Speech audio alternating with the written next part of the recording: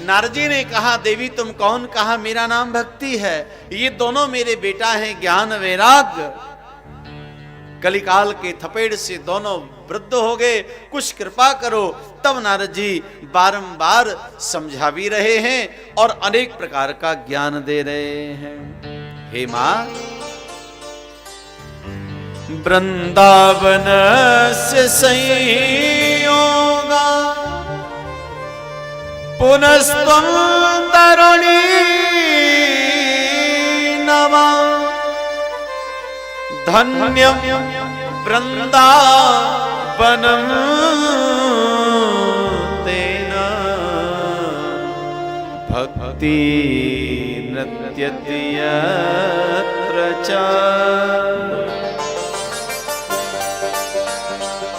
ऐसा वृंदावन धन्य है जहां पर भक्ति देवी हमेशा निवास करती हैं।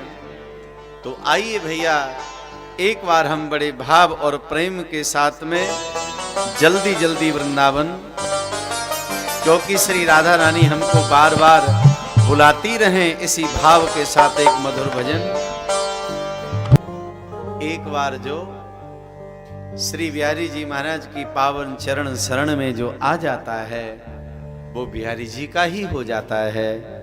ऐसी कामना के साथ में महाराज ये भाव हमारे मन में श्री ठाकुर जी बना करके रखें। और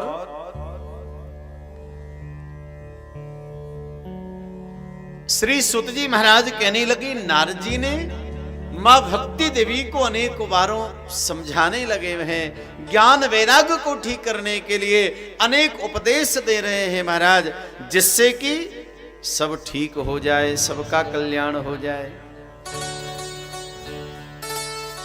क्या समझाने लगे नारद जी? हे माता, व्यथा खेद यसे बाले अहो चिंता तुरा कथन श्री कृष्ण चरणाम्भोजं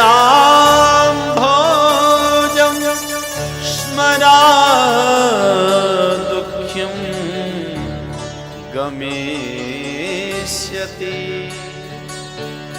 नारद जी ने क्या बताया? ये बात हमारे लिए भी है। नारद जी कहने लगे, हे माता, व्यथाई तुम खेद मत करो, व्यर्थ में चिंता मत करो, क्योंकि वृंदावन की भूमि में विराजमान रह करके जो श्री कृष्ण के चरणाम्भोज का स्मरण कर लेता है, उसके जीवन की समस्त व्याधाएं, समस्त चिंताएं समाप्त हो जाती हैं। तो आप यहां ब्रजमंडल में विराजमान रहकर कहते हैं वृंदावन का वास मिल जाए तो परम आनंद है, लेकिन लोग के मन में एक द्वंद्व चलता रहता है। कहते महाराज, वृंदावन में जो वास करे उसे ब्रजवासी कहते, या जिसका जन्म ब्रज में हो वह ब्रजवासी है? तो कहा देखो भैया, जिसका जन्म हुआ है वो तो परम सौभाग्यशाली है ही, वो तो ब्रजवासी है ही, लेकिन ब्रज में वृंदावन में जिन्होंने एक रात्रि भी विश्राम कर लिया वह भी ब्रजवासी हो जाता है। ये भगवान कहते हैं। हमारे मलुक पीठ वाले महाराज जी भी ये बात कहते हैं कि एक रात्रि भी जो विश्राम कर लेता है वह भी महाराज ब्रजवासी हो जाता है। और हमारे जो रसिक संत जन हैं वो तो यही कहते हैं, हम कब होंगे ब्रजवासी।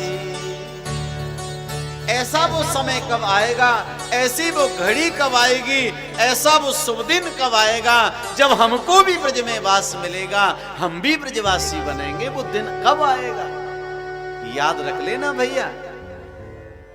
भले हम कितनी भी सुविधाओं में, कितने भी आनंद में रहते हो, लेकिन वृंदावन का आनंद, इस भूमि का आनंद ऐसा अनोखा, ऐसा दिव्य है। इस आनंद के सामने संसार के सब आनंद बड़े फीके हैं। आप अनुभव करके देखा होगा और करते भी होंगे महाराज। क्यों?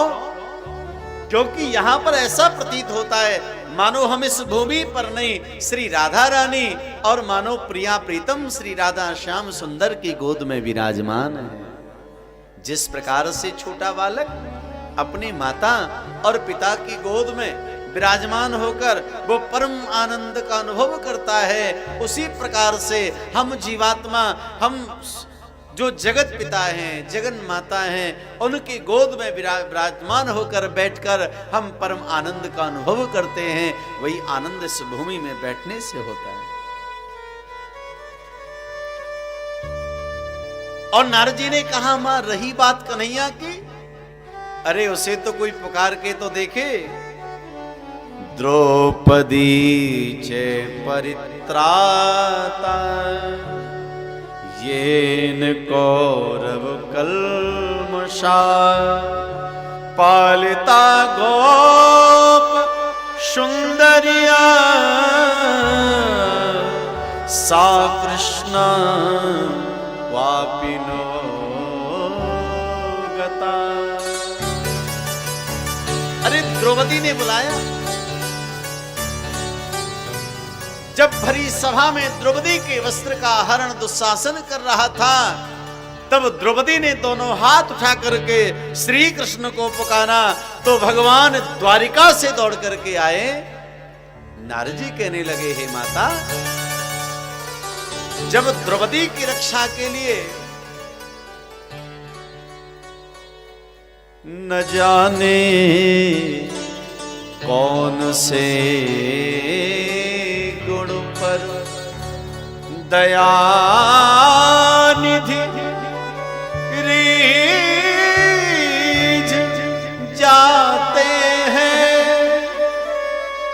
यही सद्ग्रंथ कहते हैं, यही सब भक्त कहते हैं। भगवान को इतने की आवश्यकता नहीं है महाराज। न जाने कौन से गुण पर हमारा कौन सा भाव, हमारी कौन सी प्रस्तुति, हमारी कौन सी विनम्रता, हमारी कौन सी सेवा, हमारी कौन सा निवेदन, उस पर भगवान रीझ जाए, कोई पता नहीं।